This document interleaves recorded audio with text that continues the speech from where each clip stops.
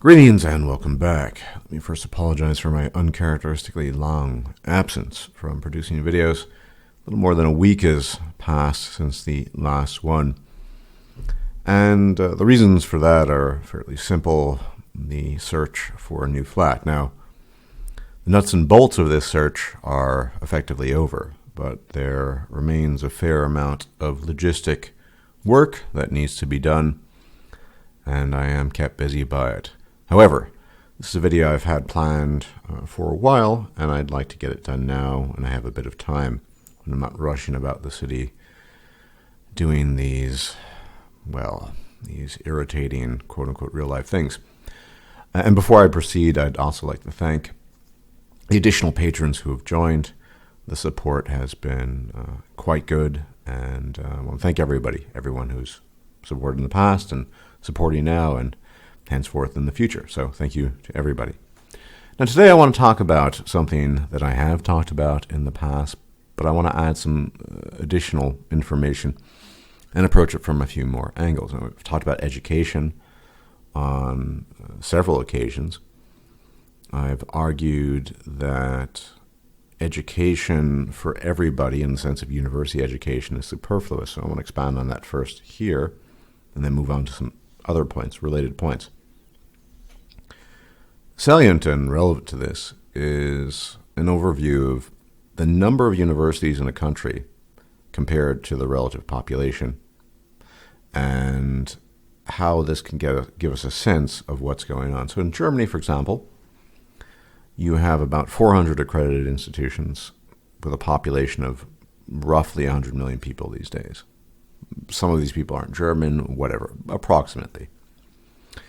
In the United States, you have a population of approximately 300 million, it's about 320 million, and over 4,000 accredited institutions. Now, the conclusion we can draw from this is, in fact, that the premise in Germany regarding education, university education, is actually different than the premise in the United States. And indeed, you see this at the lower tiers. So, for example, if you don't complete your Gymnasium Abitur, in Austria it's called the Matura, basically a piece of paper or a conclusive work, a series of conclusive work that allows you to attend university, you can't go to university. And many Germans pursue trades as opposed to standard university studies. And there's absolutely nothing wrong with that. And these people earn a living and they get by fine. But then again, in Germany, which is the European country I'm most familiar with, there are other systems that are similar, but still. In the United States, education is big business. Big business. And you see this by the relative proportion of universities, accredited institutions, relative to the population. I mean, 320 million, 4,000 plus universities, 100 million people, 400 universities. It's a bit odd, to say the least. But here's the other thing that goes along with that, the fact that people actually in the United States believe that university education is for everyone, that there are in fact different tiers of university education, and that there are top tiers, super top tiers, places like MIT, Harvard, Yale, Stanford, etc., and then bottom-rung universities that most people have never heard of, but everyone has a place in higher education. As far as I'm concerned, that is rank nonsense. It's rank nonsense because the assumption that university education is for everyone has effectively been sorted out in most European countries. That is, the conclusion is it is not. And it's evidenced by the fact that not everyone completes the equivalent of their gymnasium work and proceeds onwards to university. They might become plumbers, which is a very useful trade. They might become bricklayers. Who knows? They might become professional nail polishers in the case of women, whatever, cosmeticians, whatever. The point is that there's a consensus that is deep-seated and resides in the culture itself in many European countries, not just Germany, that university is not a universal good for everybody. And I think, and we're quite late in the game in the United States has completely missed the boat in this regard. The pretense in the United States is that you can educate anyone, and everyone is receptive to education. And so I have a kind of bird's eye view concerning this issue because I have several friends attending university in different places. I have one friend attending university in the Netherlands, another in Australia, another in the United States, and I hear every now and then from other people in other countries. But particularly in the United States, the stories I hear are beyond outrageous. Now, I don't think we're going to get rid of the, what do you call it, the educational industrial complex anytime soon. That would be absurd. Well, it would be absurd to posit that we could get rid of it at least anytime, next few weeks, or even the next few years, or even decades. But that the system is preposterous, and never mind the college and university debt. Well, I think it's fairly well established by comparing that system to what we have in Europe. If, in fact, university education is universal, and there are universal subjects, and we'll get to that in a bit, subjects as chemistry, physics, and what have you, if someone is less capable of apprehending a subject matter to the point where they probably would flunk out of a decently tiered university, say a tier 2 university, and say biochemistry, but can sort of get by with the bare bones in a very low tier university, well, that tells you a whole lot. I mean, it's obvious in the United States that education is a sold good, and it doesn't really mean a whole lot. But this isn't the only thing at stake here. And this is what's happened in the United States in particular. There's a kind of ecosystem of standards that I've observed has systematically been dropped throughout the last 2 decades. When I was attending university, there were general requirements, and many, if not most universities had these. There were a few exceptions, Brown, which I actually got into, but couldn't afford to go to because I didn't have the right skin pigmentation, and I wasn't wealthy, so there you go. They didn't have any requirements. At first sight, this seems like a good thing, not having any requirements and just studying whatever you want to study. But increasingly, when I've thought about this issue, and I think about the past and Western civilization and the fact that the best universities, at least allegedly, reside in the West, the idea of a general education really is not only just a good thing, but almost an essential thing. It is the tie that binds in many ways. And I've seen one requirement be thrown away for another. So it used to be, just as an example, that not only did you have to take 2 or 3 courses from the social sciences, humanities, and the natural sciences, but very specific types within that. So language courses, laboratory science, mathematics and or logic, etc. And I'd often hear professors back in the day talk about the importance of becoming a well-rounded individual. Now, obviously, I'm going to tie this into what I was saying before, the prerequisite for being able to fulfill basic general requirements, and you can slither by, I'll talk about that as well if you want, is that you belong at university to begin with. If you do not belong at university, some basic level where your ability to comprehend things and learn things, whatever your subject or specialty might be, is not on par with the standards that have been established there, and increasingly there are no standards, then you don't belong in university. But more importantly, the university and the educational system in general will be forced to drop these general requirements that lend themselves to forming that well-rounded, well-informed individual. And each requirement forms part of an ecosystem. That is to say, you can specialize in something, and probably should do, but having some basic knowledge in areas that are not your specialty is only useful. It's all linked together, ultimately. I mean, and ultimately this all goes back to a medieval tradition, the trivium, the quadrivium, which is ascribed to the Latin writing philosopher Boethius, but neither here nor there. The trivium was a set of skills one learned, thinking skills, that was originally outlined by Plato in the Republic, that encompass arithmetic, geometry, and other things. This was further expanded upon and became the quadrivium. And in the Middle Ages, there was a very set idea of what it entailed to be educated, and that one needed to proceed through these various subjects in order to become an educated, enlightened person. Although in the Middle Ages it was admittedly difficult to become enlightened. And the notion of general requirements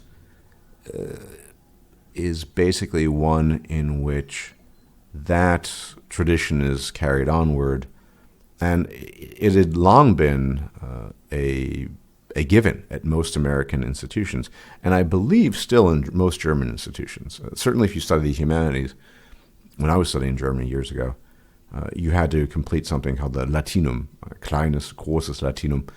This was a Latin examination. It didn't matter if you studied classics or not. Now, at the time, I already had years of Latin behind me, and so it wasn't that difficult for me. I kind of aced it without that much difficulty. Still, if you're studying English or Scandinavian literature or whatever, you had to do this, and people would bellyache and groan about it, fair enough. But ultimately, that's all part of this tradition. Now, going back to the former point, if people are at university that don't belong there, and the preponderance of universities, 4,000 plus universities in the United States tells you a whole lot. It tells me that there are universities there that call themselves universities, but the standards are such that the people that are attending them don't actually belong there. So it's basically a money racket. The requirements can't be in place. This is my conviction as to why, particularly in the United States, these requirements have been dropped systematically. Most universities these days, to my knowledge, don't have the same rigor in terms of requirements. Or to the extent that they do, they're not very specific. They're very general. Indeed, in my alma mater, you not only had to study history, you had to study Western history, you were required to study Eastern history, American history. Even when you were not studying history as a subject, you weren't majoring or minoring, it's still requirements. I had to do a laboratory science. I elected to do biology instead of physics, matter of preference, still falls within the natural sciences. And I did a stats class, and I did basic logic. This had nothing to do with what I was studying at the time, which was Latin and German philology, but it didn't really matter. I have to admit I was somewhat perturbed at the time, as I thought, well, this is simply a waste. But retrospectively, getting older, or having gotten older, you realize that these things have their place, and there's a reason why they're in place. Now, I'm not arguing that every tradition in the history of humanity, or even Western civilization, has its place in the modern world. One needs to be selective, and one needs to be cognizant of what is useful and what is not, and what is relevant and what is not. But this is my starting point, that the overrepresentation of higher educational institutions tells you very quickly that there are people going to university who don't belong there, and far too many of them. And so requirements just have to be thrown out the window. Incidentally, the ecosystem falls apart, the ecosystem of standards.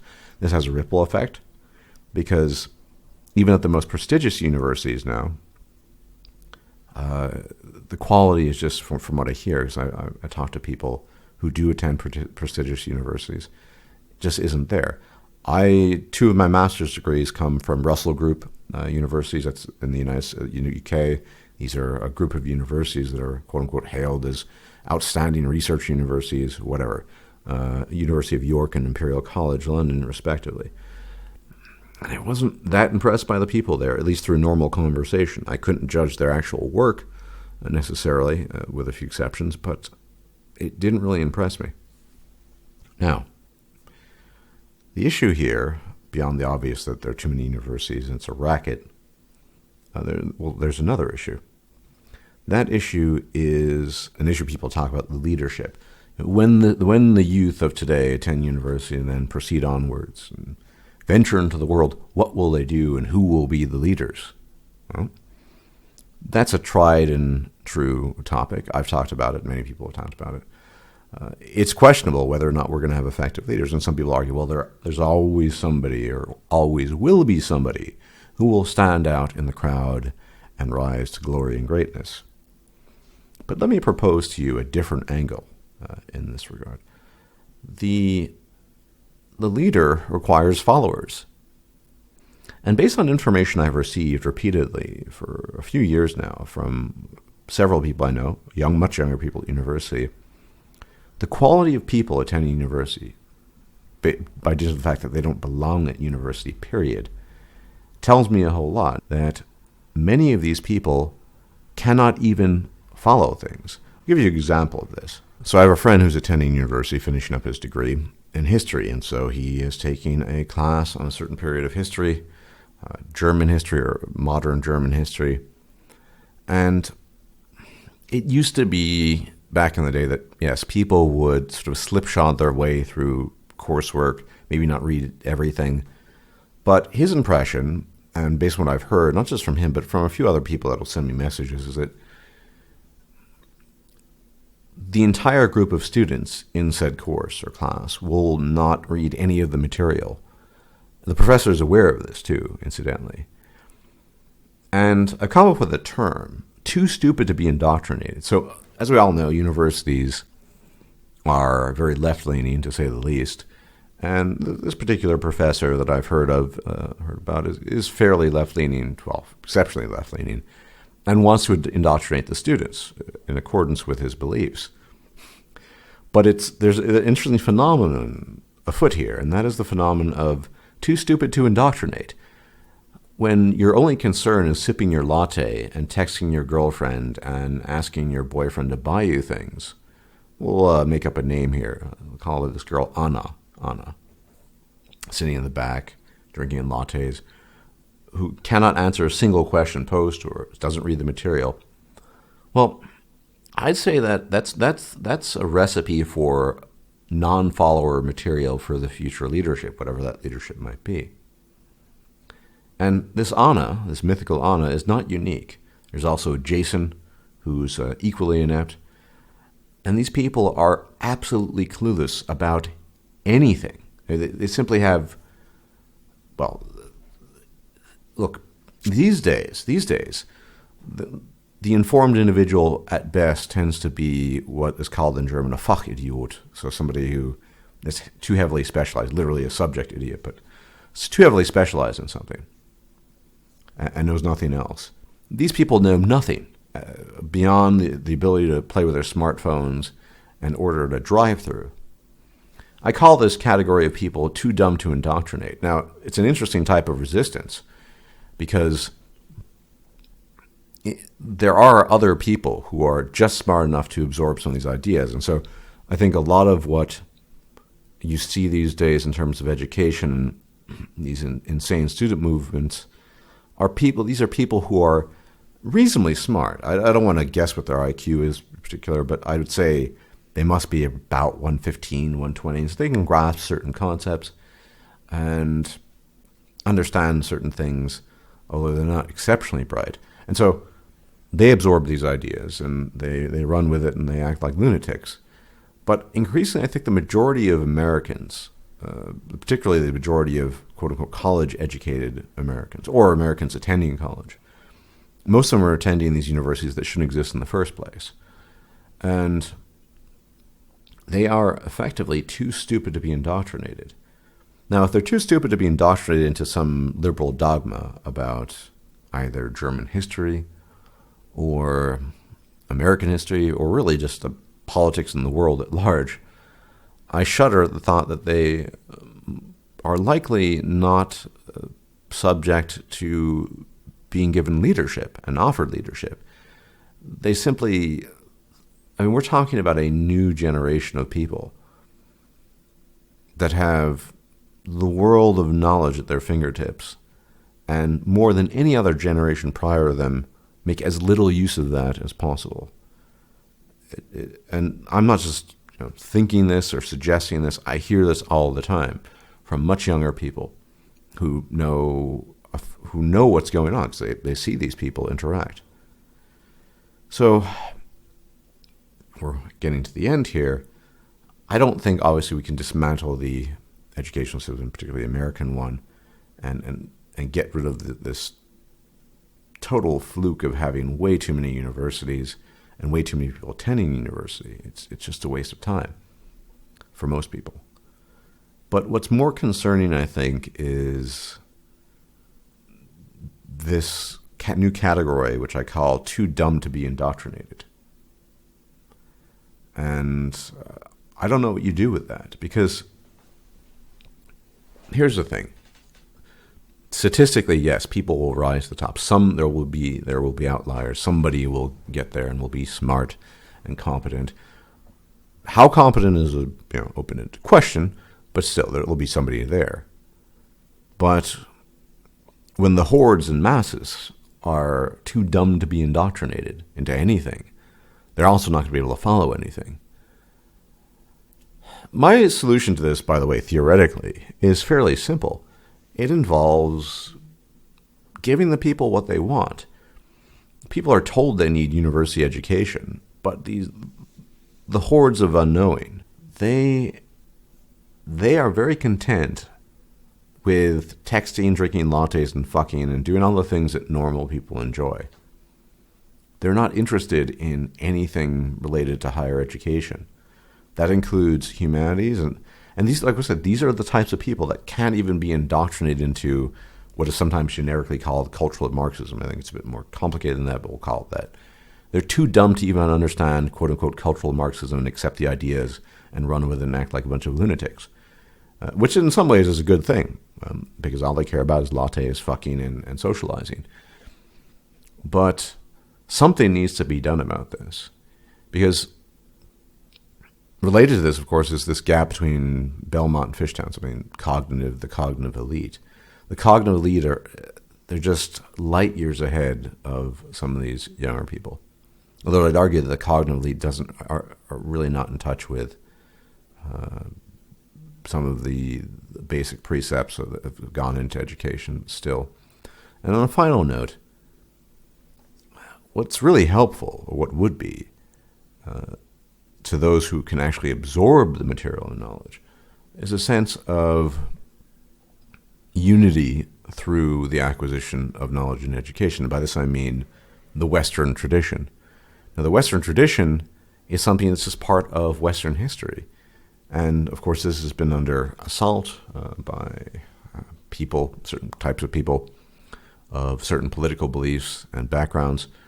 But if you're going to study at a Western institution, that's what you need to learn, because that's what's gone into it. For example, I mentioned Boethius before. Well, I imagine that many people don't have a clue who Boethius was. There are many steps that have led up to this. And I think that having this unifying principle of education across many different subjects helps to give people a sense of commonality, common identity, if you want to call it that, and really get along. And it would really do a lot to deal with this identitarian hemorrhaging that we see everywhere. Once again, that's probably a theoretical proposition, because I don't see this happening anytime soon. But I think we need to get back to the basics and the notion that education, college, university education, isn't for everybody, and that, that there are certain requirements that need to be in place in order to form a well-rounded individual, but also to give a common sense of experience for multiple different people. Because if multiple people are coming from different backgrounds, the background that will unite them in that sense, in this context, would be an Occidental education, an education based on the traditions of the West, literary, scientific, etc. Anyway, I don't want to rant on too much about this. I'm working on a scripted video dealing with some particular issues regarding Lord Jordan Peterson. I don't know when that'll be done because, like I said, there are a lot of logistic things that I need to take care of. But I did want to get to cover this topic, and the topic of what I call, too dumb to be indoctrinated. Everyone, thanks for tuning in. I hope to talk to you soon if I'm still alive and things go reasonably well. Until the next time, thanks for checking me out, and thank you for all the support, as always. Bye-bye. If you liked this video, please like, share, and subscribe. And if you enjoy my content, please consider making a donation or becoming a patron. Thanks for watching.